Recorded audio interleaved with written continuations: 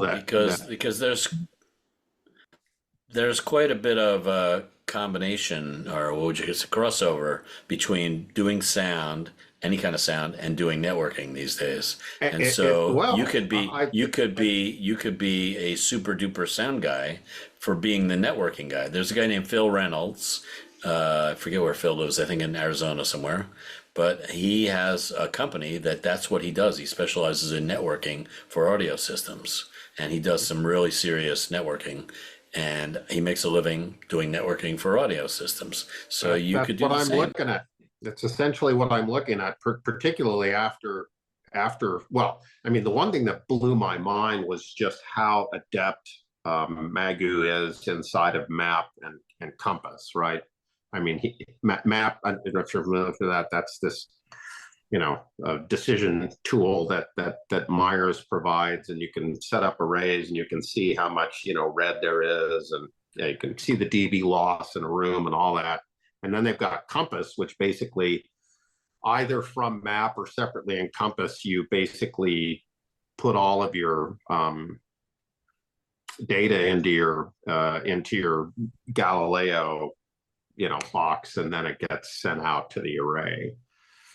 Yeah, every speaker manufacturer these days sort of has to have one of those production software packages. So you'd be surprised how amazing they are. Yeah, I took a look just before I kind of wanted to prepare, so I took a look at D&B's, the German company. Took a look at, they've got a lot of content up on YouTube, just on general array theory, and then obviously they dig and they get very precise with their own products. But yeah, it's pretty interesting. And his and Magoo did this thing at the very end where we had a whole bunch of mics lined up in the center axis of the room, and then he combined the mics, and then we were looking at these different grabs with frequencies that are hitting, and what the dB is, and the alignment of the phase alignment and the bottom glass. It was fascinating, absolutely fascinating. Well, there you go. It's fascinating. Welcome. 201 Zoomcasts under our belt, and here you are. We're talking about 40 nanoseconds of clocks. Unbelievable. That is a snippet of there. Anyway, just remember, everything you hear today is an opinion. Welcome to our Zoomcast, Thinking Out Loud with Friends. We're going to talk about whatever we want to talk about, because, that's the way it goes. And I want to thank everybody for being here. And Wayne, thank you very much for pointing out we did 200 shows. I mean, I was so excited about the 200 shows that I forgot to post the podcast up to social media, as well as I didn't send you out the show notes. So you'll get the show notes today after this, and then we'll get the this week's show up sooner than last week, because last week's not up. So there you go. Anyway, remember, you make it happen. Let's make it happen today. Today's theme is I'd rather have it and not need it, rather than need it and not have it. And in this case, we're talking about clocks. So there you go. That's one of my favorite sayings, Jan, and it usually refers to audio equipment that's being offered for a show I'm working on. When somebody says, "Oh, do you want these cables? Do we need these?" I was like, "Yeah, we'd rather have it and not need it than need it and not have it." That's right. I was thinking about toilet paper when I came up with it, but that's another story. So what the hell? Well, so the main question about toilet paper is over or under? Yeah. Well, if it's not over, I'm done. That's it. I had to put it in my ears the other day. All right, Oh, David, really? you're back off the boat in a car in St. Louis. Yeah, he's nodding. You got St. Louis. You caught the street sign. I didn't catch what the sign was. 277 beyond to Lindbergh Boulevard. Oh, very good. Am I muted? Can you guys hear me? Now You're going to be muted if you do that again. If you do that again, I will mute you for sure. I will mute you. So don't do it again. You played your GPS coordinates. Make a left, make a right. Alligator 277 beyond to Lindbergh Boulevard. Yes, I'm on my way to Marion, Illinois. Just left Lambert Airport, in St. Louis, and Charo's in the back.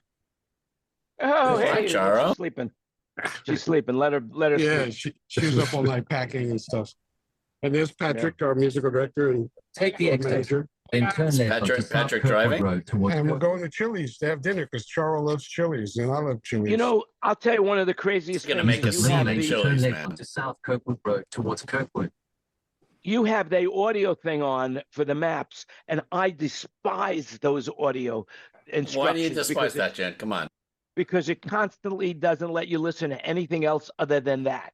So it's like every second or so, bear left here, do this there, blah, blah, blah, blah, blah, blah. And it repeats itself. That's why And- I put my GPS with a female Australian voice, and I'm sure Wayne will be delighted to know that. All right, hey, let's go. You know, and I love it.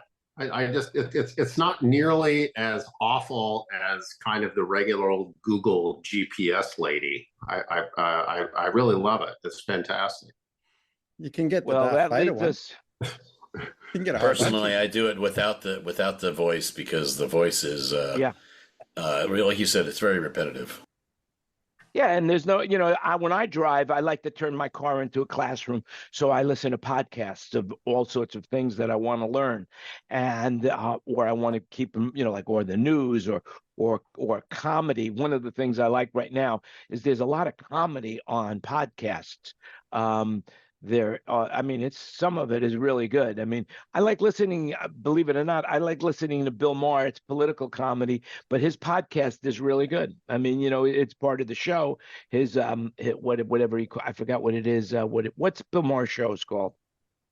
I can't remember, but he's had some pretty darn funny moments. Yeah. And I like the fact that he's bringing in, people from different walks of the political spectrum to talk to one another. And it seems that they get along pretty well on his show. And there's a lot of humor, My favorite I guest agree. is when he has Neil deGrasse Tyson on the show. I love that guy, really, really cool guy. Realtime with Bill Maher is his TV show, but That's it. is his podcast the same name? Yeah, it's Realtime and Overtime. Oh, I think that's it. Yeah, it's overtime. That's it. Okay. Yeah, I mean, so it has so basically he's on CNN and CNN lets him do the podcast, or HBO lets him do the podcast. He's on both. So pretty cool. Anyway, so speaking of that Australian female voice, the LGBTQ, all sorts of things going on right now, man. I hear that Thailand just made gay marriages legal here. I don't know if that's true or not, but then again, there's all sorts of things going on, and that's really good. But anyway, what did you guys want to keep talking about the clocks? I don't know. Where's David going with my jacket? Coldplay wrote a song about it. I guess they were talking about their Big Ben in their studio, and they said, "Oh, let's write a song about the Big Ben clocks." Yeah, clocks. There it is. It was actually about all of that, and they just, I was never supposed to tell, but okay, cat's out of the bag. Great. Yeah, Coldplay right now is like the #1 tour out there. He's making more money. They are making more money than any other tour out there because Taylor Swift is now off the road. So Coldplay has taken over that position. Look, hi, Charo. Look at Charo. Look at that. Yeah. Well, the way we have it set up. Here she is. Tacos. the- The speaker's on. Hola, ¿cómo there you go. estás? Hi, Charo. I don't hear anything. No, probably you put silent. No, I don't. They're understand. good looking. They all are very good I got the looking. volume up. Like, hey, look at I that. They're know. hot. Okay. Are you guys going to eat now? We coming into Chile. Why can't I hear anything? Let me put this back in. We hear Yeah. you, David. You know, yeah. I don't know if you can hear me. Here in Missouri. He's in Australia. In He's Australia. in Thailand. Oh my God. He's in LA. LA. He's in Seattle. And we are in St. Louis. And we're in St. Louis. Well, I'm glad you're in St. Louis rather than Baltimore. Viva la That's for sure. civilización. We coming Ooh. into Chile. So we're going to Chili's, Charo's favorite restaurant. Excellent. All right. Well, have fun. Have a nice meal. I'm Yeah. going back to mute. Bye-bye. Well, that's a nice surprise. That was great. We had a celebrity in Jan's room. Isn't that amazing? Come on, other you're than here all you the and me, time, Ken. Ken. What are you talking Hey, about? Kurt, you got another celebrity right there, Kurt. Kurt Hare, baby. There you go. That's right. We're full of celebrity. Full of something. Yeah. Coming from down under, Wayne Sims, ladies and gentlemen. Truth be told, he's a Kurt, did celebrity you in hear? his own mind. So Christopher was telling us he attended the what's that called? Systems optimization Yeah, seminar. I went to the 2-day thing and actually ran into one of the guys that comes up from LA to work with you. I can't remember his name, but he was Oh yeah, sitting. Phil. Yeah, I had Maher let him in. Yeah, so it was a good, excellent course. So I'll give you just a quick summary. We kind of got sidetracked earlier, but I asked Magoo specifically about switching all of this stuff and how it's working and what's going on. So sort of the bottom line is that if you're going to use Rio, you need a master clock. And all of the other Rio devices slave off of the master clock. When audio comes over Rio into either an LFC 2100 or into a Panther element. It's not, there's no Rio involved. It's all Milan. I'm Milan, sorry. I'm okay. Just in another place. I'm further south. We'll come back to Northern Pasta. So basically when Rio receives a packet, it throws off the frame and it assembles PCM, wave, takes a slice and hands it to the amplifier. And so obviously Magoo during the whole training course is, talking milliseconds and timing in the bus and trying to align. And, when you send one channel off for processing and bring it back in, it may not be lined up correctly and so on and so on and so on.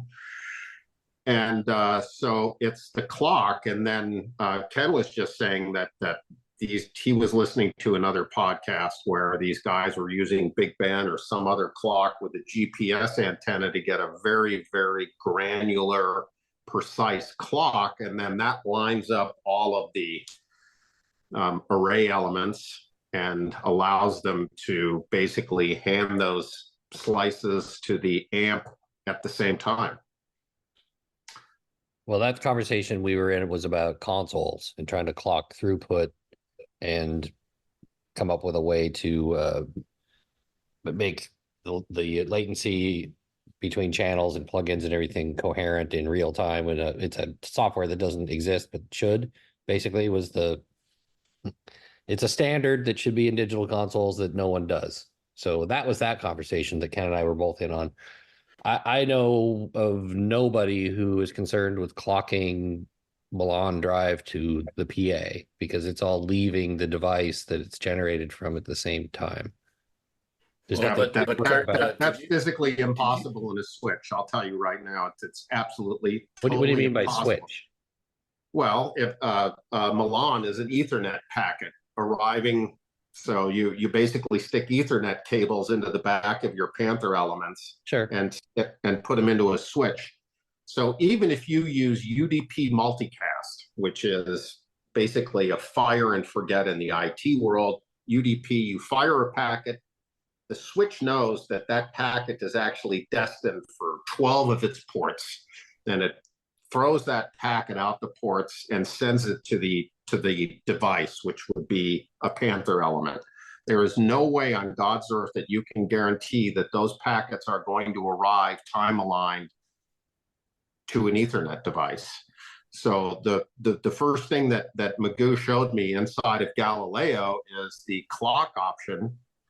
And you set one of your Galileos as the master clock, and then you slave everything off of that clock. And then that way, when Galileo fires out a Rio packet, it's got a granular clock inside of the frame. And then that frame makes it all to all the devices. The devices are syncing their clocks up to Galileo. So now everything is time aligned. And the packet comes out of each element. Well, sorry, rather the PCM sound wave that's been reassembled comes out of each element simultaneously. So you're saying that you have a concern that, let's say, for instance, Milan output ID 1 is your upper left two boxes on the PA, and you're telling me that Milan output number 2, which would be the upper two output boxes on the right side of the PA, even though they're fed with the same exact analog signal and there's nothing at all different between the two as far as any processing or any kind of insert, that they're not guaranteed to be in polarity with each other?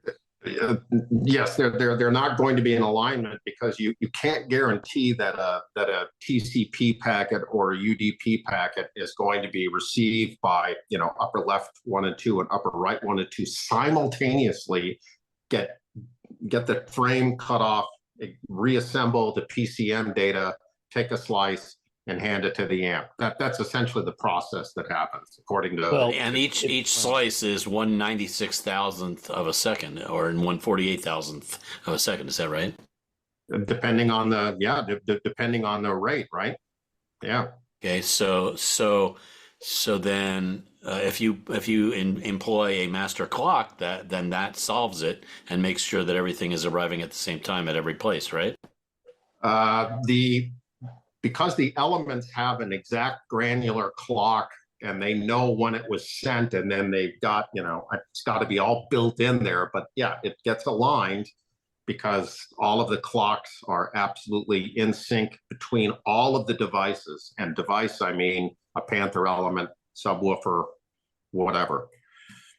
That's interesting. I mean, I'm not saying that you're not onto something here. I just don't think that anybody I know of is addressing that particular specific issue in network driving PAs. But do you do a master clock for your digital equipment, Kurt? No, because it's almost always, you know, interfacing different tours and all kinds of stuff like that. So, rarely is it completely our package, all at once. And we tend to drive analog anyway. Yeah, I just need to interject to quote Lloyd Bridges in Airplane. I picked the wrong day to give up smoking marijuana. That's all I can say. Okay. I usually say I picked the wrong life to quit drinking. Yeah.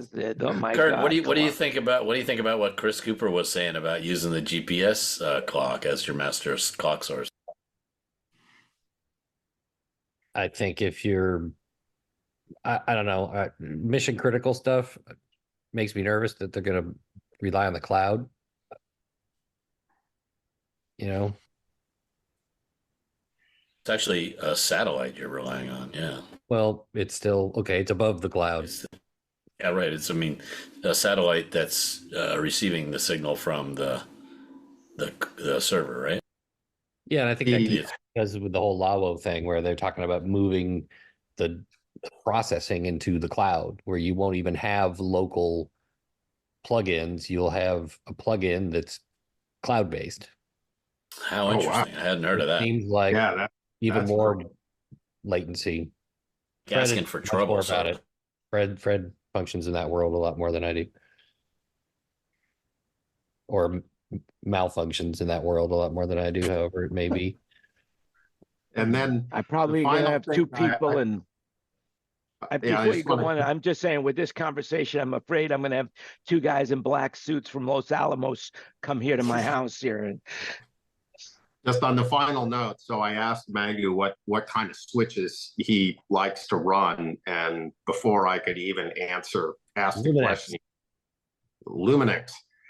And so he said that at the Metallica concert that he did with Luminex switches, after the show was over, they brought up the web interface for the switch, and were looking at the transmission statistics and so on and so forth, and they had a whole 2-hour show without dropping a packet.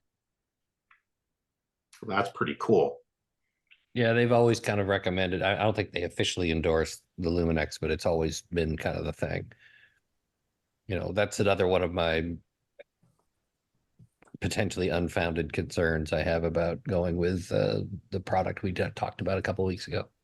Yeah, because the Luminex, at least the one that I looked at, he's like, oh yeah, we had Luminex set up, and then we had redundant power supplies in the switch, and then that way, that's kind of an enterprise grade switching solution. I mean, my perspective on it still, and I'm relaxing it to some extent, but I'm very leery of intentionally introducing any more potential points of failure. Oh yeah. Regardless of how many people tell me it's going to be fine.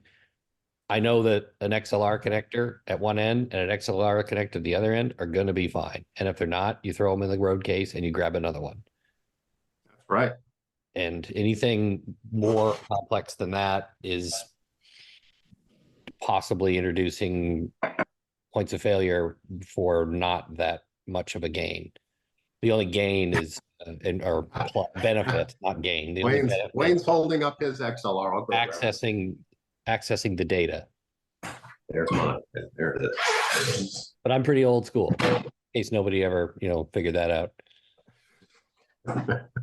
Well, so what aren't these Luminex? I mean, how do you switches, like, drive your rig? cost prohibitive? How do you drive your rig at the theater? Me? Yeah. That's that's a bunch of whatever, Bose crap. Oh, sorry, I didn't say that. But it's Bose supplied switches, and that's how it gets around. So you're driving that Bose thing over a network? You're not using analog out in the console? No, okay, so let's give you the signal flow. Comes digital out of the AES out of the SD rack into the Lake processor, out of the Lake processor AES into the Bose processor, and out of the Bose processor, I'm pretty sure it goes Dante to the amps. Is the processor in front of house or with the amps?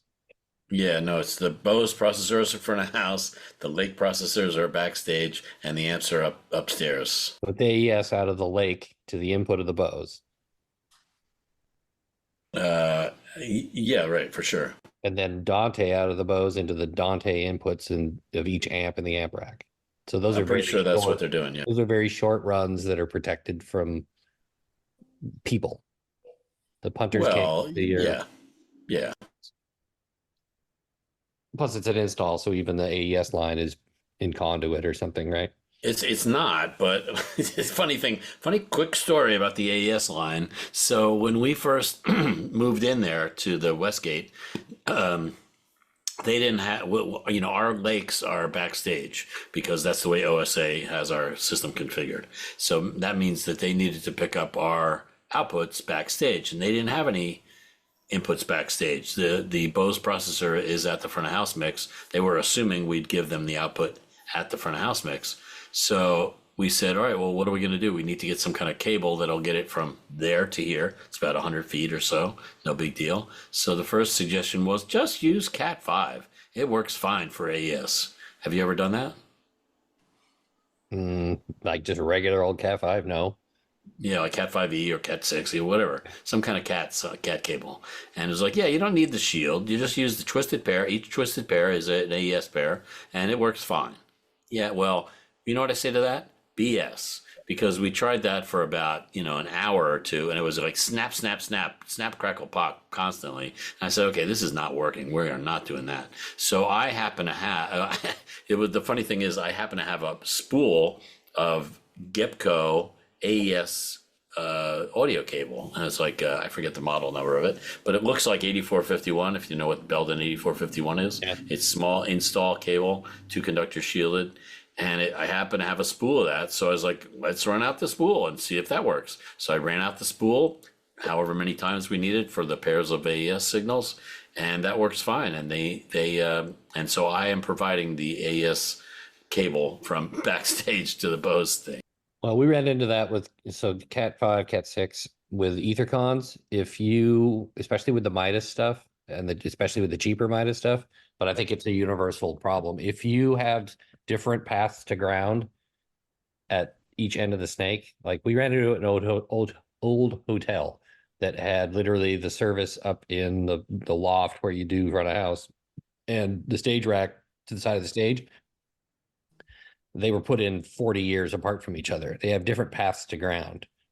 And those devices don't like to see. That's where the snapping and crackling and popping is coming from. Is the 2 different paths to ground make the communication complicated and make it drop out. And the short-term solution is to undo the Ethercon shell from one end so that you only have one end that can ground to the electronics of the console or the stage rack. So if you're ever in that position and you get that and you don't have a way out, get rid of the EtherCon on the console more likely than not. And you're talking about with a with an RJ45 connector cable. EtherCon, I mean, yeah, and you're like Dante or some kind of signal that goes over that cable. Yeah, or right? AES50 like the Midas stuff. Right. So in this case, they just said put AES, regular AES on each pair. So you got each Cat5 cable has 4 pairs, so you have 4 AES lines, and that did work. Yeah, you have to be very careful with the color coding in your cables. So there is TIA568A and TIA568B, and then there are a couple of others, and basically that's the order of the color order of the Ethernet pairs into the RJ45. White with green, green, white with orange, white with blue, brown with white, white with brown, and all of it is in there. And then you crimp that connector on. So obviously the reason that twisted pair works is it's kind of like a balanced, XLR cable where the twists in the wire actually help the propagation of the signal over the length of the wire. And if you don't have transmit and receive on the right color pairs, like if transmits on orange and receives on a green wire, then on any kind of long run, you're definitely gonna have problems. Well, in our case, we were just simply using that type of cable, but putting XLRs on each end. So it was 4 XLRs on each end. That did not work. And it might be because of what Kurt was talking about the difference in the ground, but we did not connect pin 1 anywhere. So I kind of have my doubts about that being the factor. Well, it could be the shell, though. Shell wasn't connected to anything, you know what I mean? In other words, it's just an XLR on that twisted pair. So it's just pins 2 and 3 of that twisted, that twisted pair goes to pins 2 and 3 on the XLR, and that was supposedly carrying the AES signal. And don't get me wrong, for the most part it worked, but then when it snapped, it snapped. I thought that when in general grounding, and I don't know very little about networking, but in general grounding is just to get rid of interference and RF and anything else, and you just need to get rid of it to ground. It should only really be connected one end, and that's the same with audio. I was led to believe. Yeah, but the signal ground, that was a big thing before. I don't know, in general, ground is just ground, and it's just getting rid of all any sort of information that's on the ground, and it doesn't get to the cables. I thought that twisted pairs also shielding, protecting that twisted pair from being contaminated with that signal. And I thought the twisting, and Chris might be able to. I thought twisting also helped stop some of the interference, especially on networking.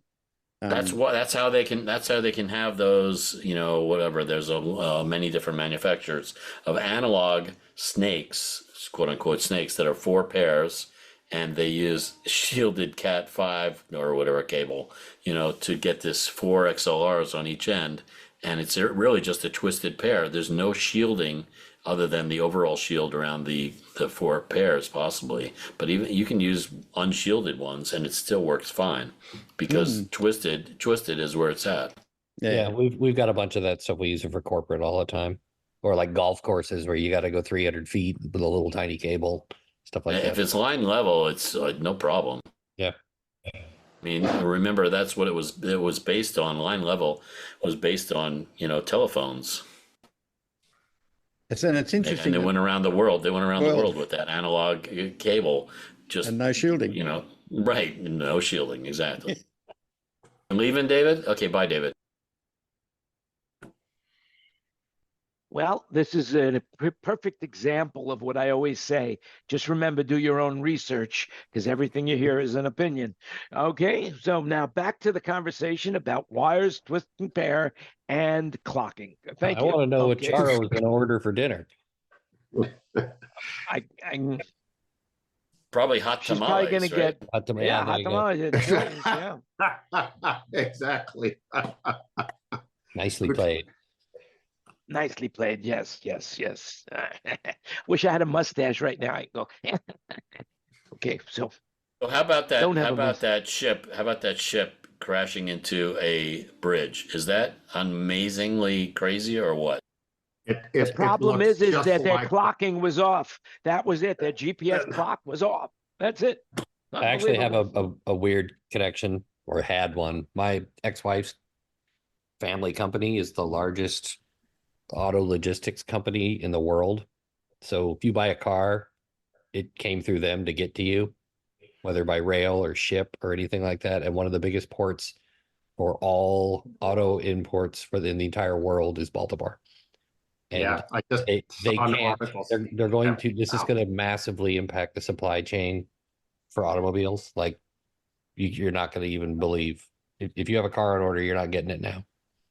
Well, it's also Yeah, Is farm that right? equipment. That's what they You're say, pretty farm certain of that, equipment. huh? That's not your opinion. That's, you're pretty certain. No, of no, that. they just they announced it on the news. I forget the count, but They didn't say what Kurt said though. 40,000 vehicles that are just like marooned now in Baltimore. And those are the ones that are already Okay. there. That doesn't account for the ones that are on the way there that are going Exactly. to come into port. So- not- Oh, they're going to reroute that. They're going to reroute that almost. Yeah, but they've but probably already rerouted it. Well, the only ports, there may be one that they control in Florida. Otherwise it's got to go to West Coast.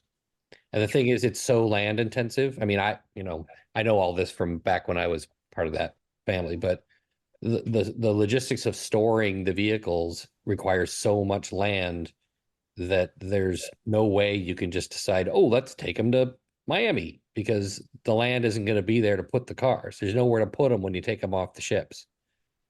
Well, It's in, not like you in can Los stack them up or Angeles, they anything like have that, right? no. In Los Angeles, they have a lot of cars. I know out by the docks. Yeah, They that's have their a lot company. of cars. That's their company. But those, see, they're committed to certain manufacturers. So if there's an entire ship full of Hyundais coming into Baltimore, they're not going to go to the General Motors lot in LA.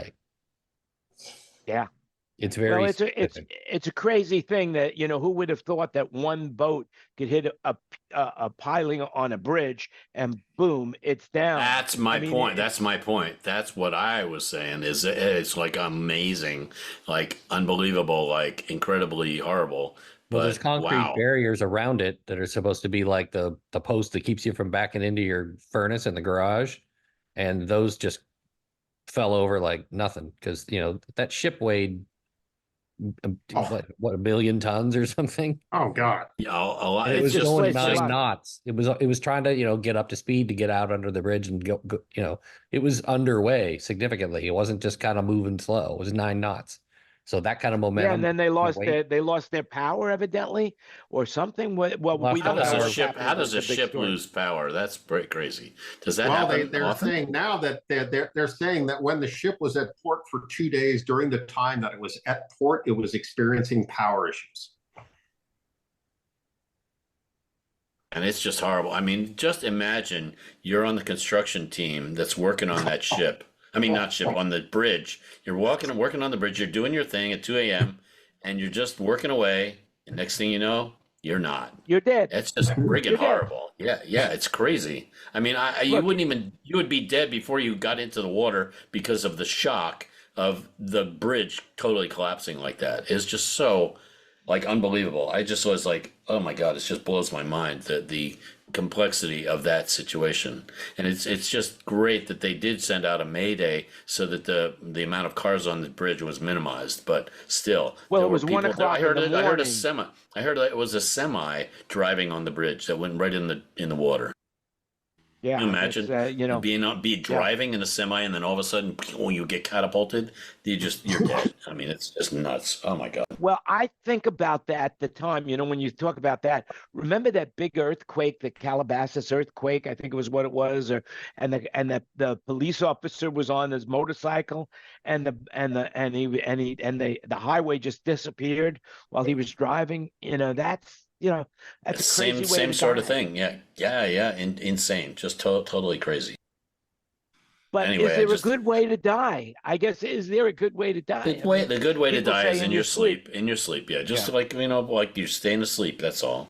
But the point is that was just such a an incredible coincidence or an incredible accident. That just doesn't happen. And by the way, I read. Tell me if you guys have heard this also. Is that port, this dock? I mean, port or whatever wherever they call that area where they're near the land. They provide the captain to get that ship to and from the port until they get out. They had Port Authority pilots on the bridge steering the boat. On the bridge? You mean the bridge of the boat? Oh, no, the bridge of the vessel. Not the bridge as in the key bridge. Yeah, no. Bridge of the vessel. Port Authority pilot. They had so they knew that's only to get them in and out of the harbor. It wasn't operator error. I mean, it's obviously a massive electrical failure that made them lose. You see the lights go completely out. It wasn't like they lost like just the rudder. They lost everything. And then they got it back. Yeah, lost it again. And then did you see the big puff of smoke when they got the power back? Because I heard that was the what do you call it? The thrusters trying to go backwards. Oh, I didn't know that. I saw the puff. I didn't know that's what was supposed to be happening there. Wow. Yeah, well, they were completely helpless, but the reality is it should never have happened. And fortunately for everybody concerned is that it happened in the middle of the night rather than at rush hour. Oh, then it would have been an unbelievable disaster. Well, it's going to take a year just to get all that stuff out of there and to get the bridge back, at least. So economically, it's going to be an unbelievable disaster. Oh, yeah, it's going to be fortunately, I heard that it's not going to be so bad for those people living in Baltimore because they have other ways to get around, other tunnels. But it is going to be a problem for trucking transportation because dangerous cargo can't go through the tunnels. So I don't know what they're going to do. They're going to have to reroute those dangerous cargo trucks, and that's going to be a problem for them. You bet. But anyway, it's crazy. We're living in a crazy time, crazy time.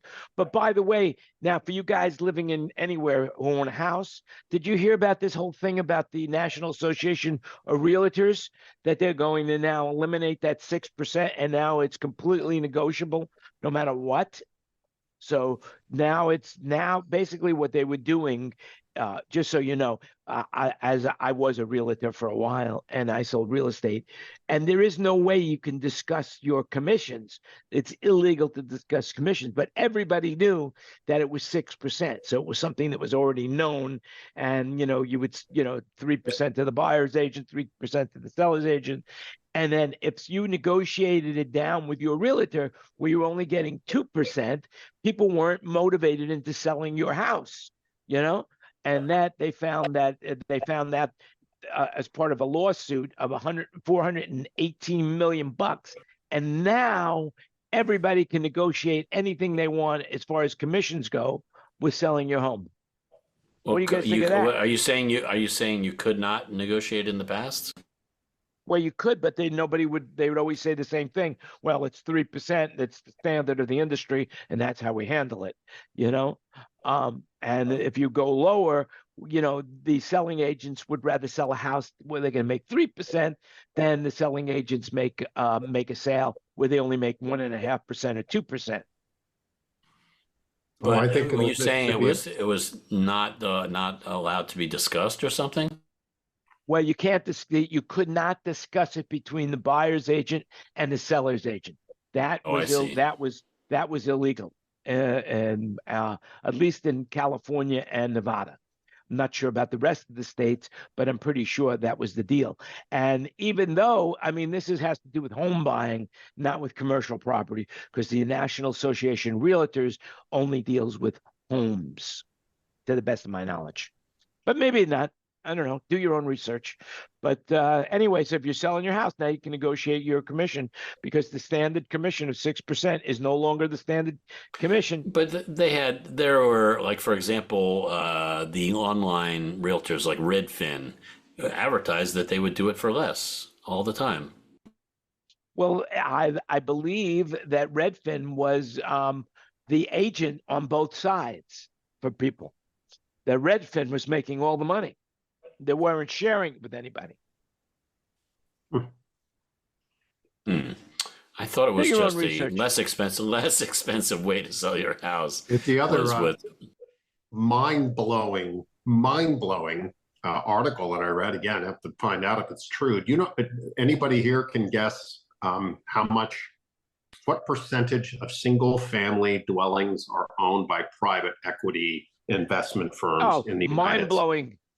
They went crazy. In Las Vegas, they just did something like a couple of $1 billion worth of sales, and they own thousands and thousands of homes. 44% of the U.S. housing market is owned by BlackRock and Company. And they're going over 50 this year. They're going to hit around 66. And what is it that they do with those? They rent out those properties? They rent them out. Yeah, that's why the rents are going so high, and it's hard to find a place to live for people. Is that who's calling me every day to see if I'll take an offer on my house? How many are you getting a day? 2. Oh, I'm getting more than that. I'm getting 3 to 4. I guess my marketplace is a little bit more exciting. And I just say the same thing when they call up. I say, fuck you, and then fucking hang up the phone. Because I don't want, look, I know that these people they're just doing a job. But the fact of the matter is, I don't want them doing that job. I hate the fact that they're interrupting me, especially because of the time shift difference for me. And you're on an important phone call, or you're talking to somebody, all of a sudden you get another call and the number looks familiar. So you say, oh, hold on for 1 second. And then it's some guy saying, hello, I want to buy your house. Boom. And that's when I get, ballistic with these people, and I know you guys thought I was a nice guy. Unbelievable. Oh, I blew my cover. Oh, well. I'd rather have it than need it than have it. That's all I could say. Yeah, well, so, I'd rather have it and have dinner and not need it. So I got to go. There's a 4-legged friends of mine that need some dinner, and they'd rather have it than not need it than need it and not have it. So I got to need it and not have it myself. So I'm going to say goodbye to you all, and thanks for the conversation. It was very interesting. All right. Have a great week. Thanks for all that interesting stuff about the clocks, Christopher. Are the dogs clocked correctly so they all get to the dish at the same time? They have the internal clock that is pretty accurate. It's pretty cool. Yeah, when it's 7 o'clock. Are any of your dogs named Pavlov? Did you name any of your dogs Pavlov? No. Anyway, so I'm going to say au revoir, and I'll see you next time. Have a good one. Ring the bell and the dogs will salivate. There we go.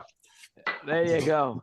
So anyway, listen, I want you to know there's March Madness going on. If you're not following it, I know one person in this room that is following it, and I asked her to talk about it.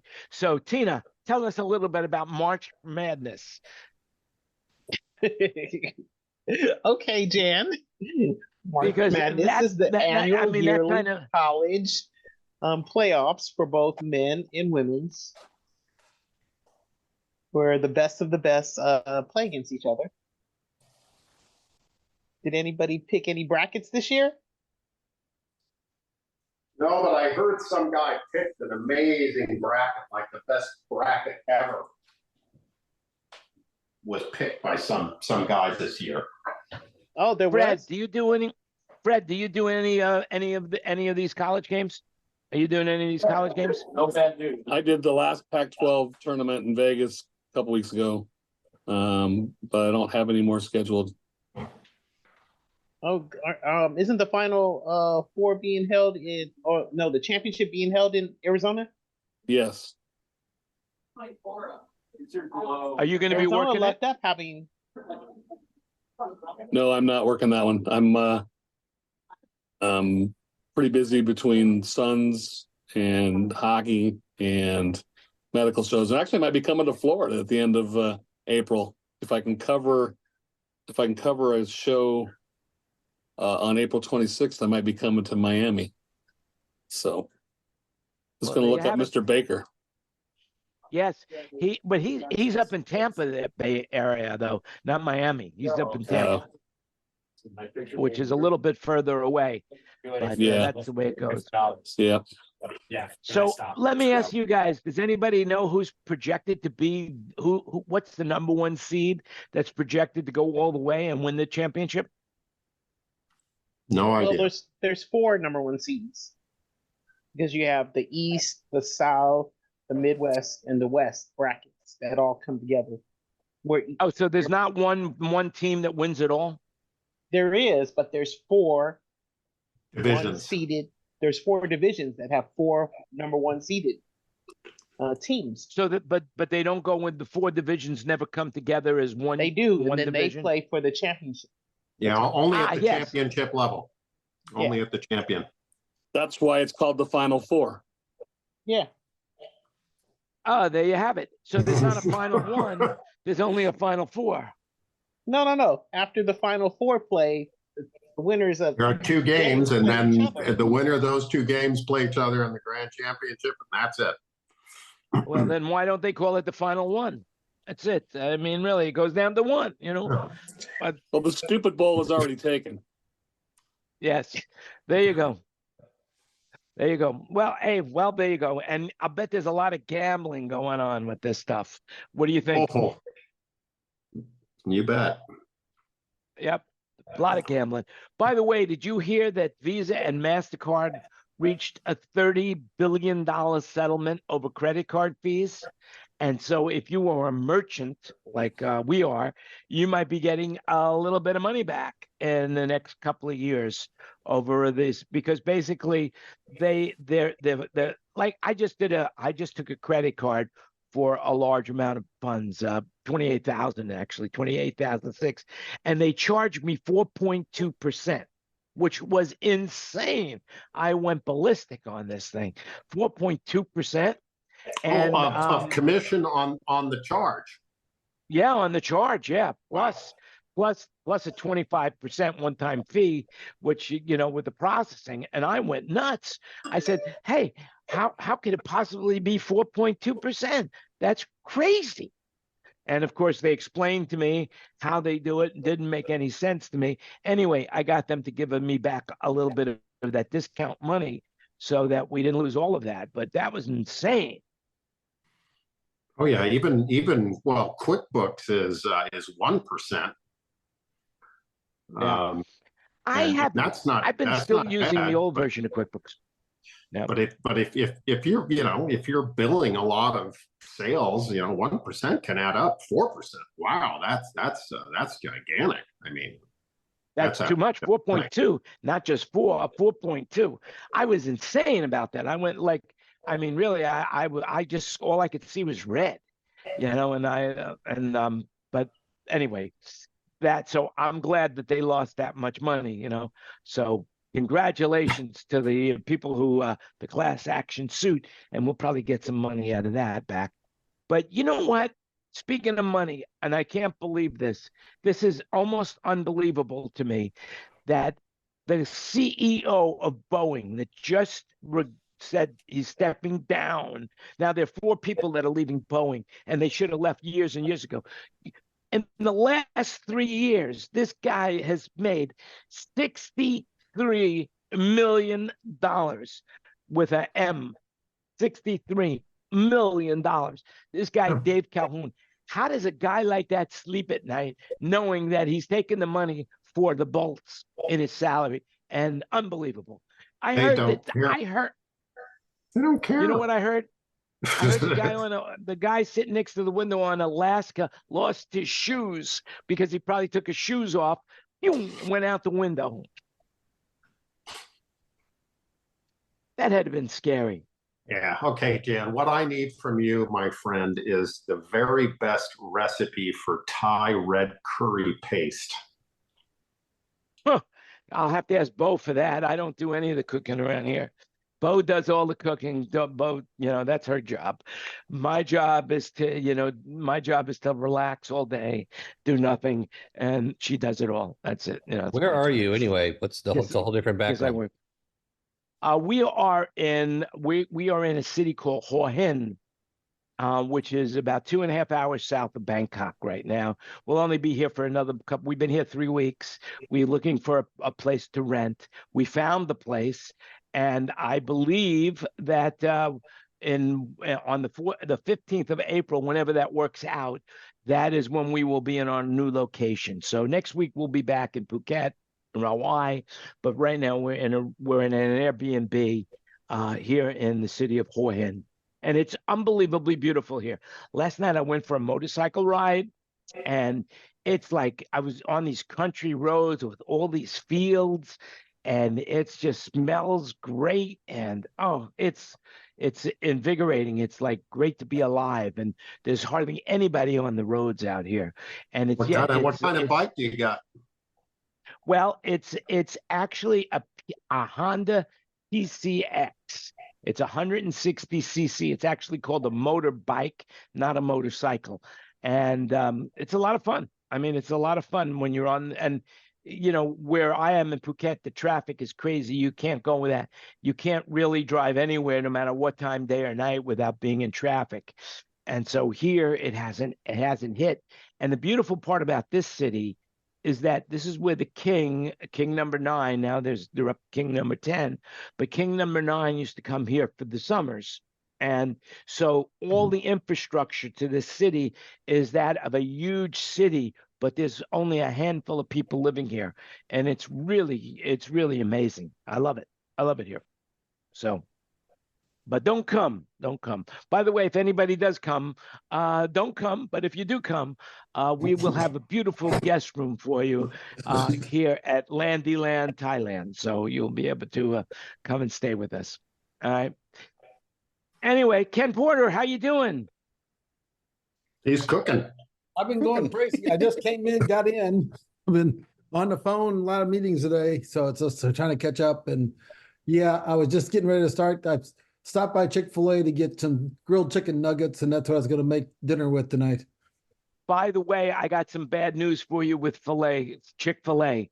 So Chick-fil-A has been using non-steroided chickens, so no antibiotics ever, but they can't get enough chickens anymore, so they're going to have to now. Chick-fil-A said it will transition to a sourcing chicken fed with antibiotics this spring. So get all the chicken you can in right now, because shortly you're going to be eating antibiotic chicken. It also right now, depends on where, because was it one of the big producers just went away from not using antibiotics? Yeah. Well, they can't get enough chickens. I'm sure, I mean, there's such a demand for Chick-fil-A and all of the chicken products that are out there. I mean, even McDonald's has a chicken sandwich. And by the way, in case you didn't know this, now you're going to be able to get Krispy Kreme donuts at McDonald's. They just made a deal, Krispy Kreme and McDonald's. Yeah, the new flavor is chicken McCrispy Kreme, So there you go. Somebody probably tried it. So I am looking forward to seeing how fat you can get from eating McDonald's. Have you seen the cheeseburgers? They've got the cheeseburgers that have a donut as the bun. Oh my God. Oh, here they've got, they have Roscoe's chicken and waffles. Chicken and waffles. That is phenomenal. That is phenomenal. They have 2 locations, right? Yeah, there's another place called Bruce Wiffle over here on Wilshire and they do fantastic waffles, and then they'll put anything on top of your waffle you want. So my boys were getting spicy chicken on top of their waffle. They would go crazy. It was delicious. Cool. Hey, Ken Porter, are you still there? Yeah, I'm here. So, I'm just rummaging. Do you know who Bill Lee is? Bill Lee, as in the governor of Tennessee? That's correct. So I'm very impressed of what they did in Tennessee. And I don't know if you guys know about it, but Tennessee makes AI an outlaw to protect country music and more. So from now on, you can't basically Governor Lee on this Thursday or last Thursday, because it's Wednesday, so a week before, signed the first in the nation bill to prevent the use of artificial intelligence to copy a performer's voice. Are people talking about that there in Nashville? I haven't, but I've been so buried. But what's interesting is because Apple and Amazon Music both have major server farms and studios and stuff. They put stuff together here, so I'm really wondering how that's going to go. Yeah. I mean, I think that's a brilliant idea, that, it's illegal in Tennessee to copy of anybody's voice, and so, I mean, it's great. I think artificial intelligence, there are people that say that artificial intelligence is going to kill us, it's going to take over the world. I mean, some of these robots that I see are very, very scary, super scary. It's like Terminator. Have you seen those, Chris? I haven't, but I've just kind of, in my position is that as a species, and as humans in America, we're not as smart as we used to be. Yeah, I'm more worried about natural stupidity than artificial. Yeah, I mean, I honestly, if you go back and read, the Federalist Papers or any stuff back in the 1700s and 1800s, even the 1900s, early 1900s, people were really smart and had an excellent command of vocabulary and critical thinking and all of those skills, and were writing and doing science. And it just seems now that, God, you run into people or you hear about people, and it's like, wow, they just don't get anything. Well, they used to know just. You're 100% correct. Yeah, I mean, that's why Costco is now selling gold bars and silver coins, because they figure, hey, you better have something in the reserve when things go really to shit, I haven't been to a Costco in a long time. Has anybody seen the gold bars in Costco? No, I saw that they had a bottle of whiskey in Los Angeles for $46,000. There you go. At Costco. Just to quote P.T. Barnum one more time this week, there's a sucker born every minute and two to take them. That's about the size of it. So, can anybody tell me in this room what's going on with Sean Diddy Combs? What's happening with this guy? What's the story? What is going on with this guy? Apparently, they raided simultaneously two of his homes, and they didn't arrest him. It's apparently, has to do with human trafficking or this kind of thing. But it was at least the account of the raid was that they were less than cordial with his kids and the other bystanders. They handcuffed his kids. I mean, that's kind of crazy. That is crazy. Absolutely crazy. And he was very, very upset about it. Yeah, I would be too. And that's not even my kids. But what the hell? So, I mean, people are crazy these days. They just arrested this guy in New York State. They found he had a 750-pound alligator as a pet, and he called it Albert. Could you believe it? I mean, that's insane. No, that's his emotional support animal. You should have tried to bring it on board an aircraft. That would have been the best. Yeah. Tape up the snout and get like a nice harness for it and just walk it through the building. That'd be a very snappy pet. Even Wayne doesn't have a pet like that, Too snappy for me. They've got there you photos. go. There you go. I don't know if you've seen some of these photos down in Florida, like where people are out kind of in the morning, early golfing, and there's it looks like a T-Rex crossing the fairway, and it's just a gigantic, 14 or 16-foot alligator. And they're last huge. year I saw this guy. His dog got eaten. He was an alligator grabbed his dog, and he jumped in the water and started fighting the alligator, to save the dog. And he ended up saving the dog. About himself. Yeah, no, he ended up saving the dog. That's about it. He saved the dog. Unreal. Well, could you believe it? The hour really went by. I mean, we were talking about clocks, and boom, that's the second hand kept ticking, and we are now 1 hour into this show, and I would say to you that it's time to go off the air and talk amongst ourselves so we can talk about the real shit that we want to talk about, that we're not worried about other people hearing.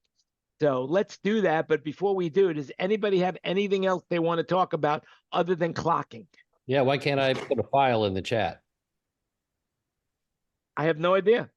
It says not allowed because of administrator settings. I think I'll see if I could, once we go off the air, I'll change that setting if it's already set that way. So, but nobody on the air could hear or see a chat file anyway. So it doesn't matter. Anybody else have anything they want to say?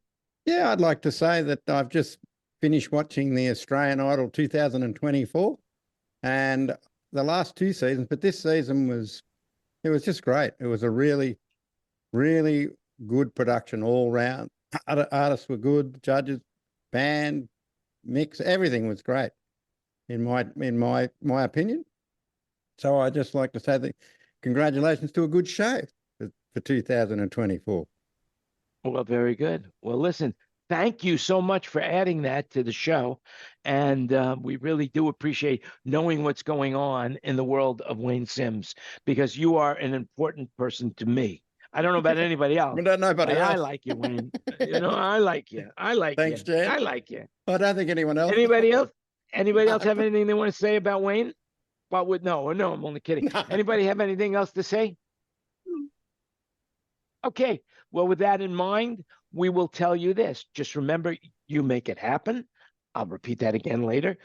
Everything you heard today was an opinion. This was our 201 meeting of Thinking Out Loud with Friends, although it used to be called something else. Now we're Thinking Out Loud with Friends. Today we talked about so many different things. I'm not going to recapitulate it for you. You're just going to have to listen to it and watch the show notes or whatever you're going to do. Just stay safe and stay healthy. And remember, you make it happen. So do your own research. Everything that you heard today was an opinion. And with that, we'll see you again next week. Same time, same channel. And just like I say, you make it happen. Go out and have a great week. And now, if only I could figure out how to go off the air. There it is. There's the button right there. With that, bye for now. Thank you for watching. And we are off the air. And where is it? Stop recording. Stop recording. Boom. Done.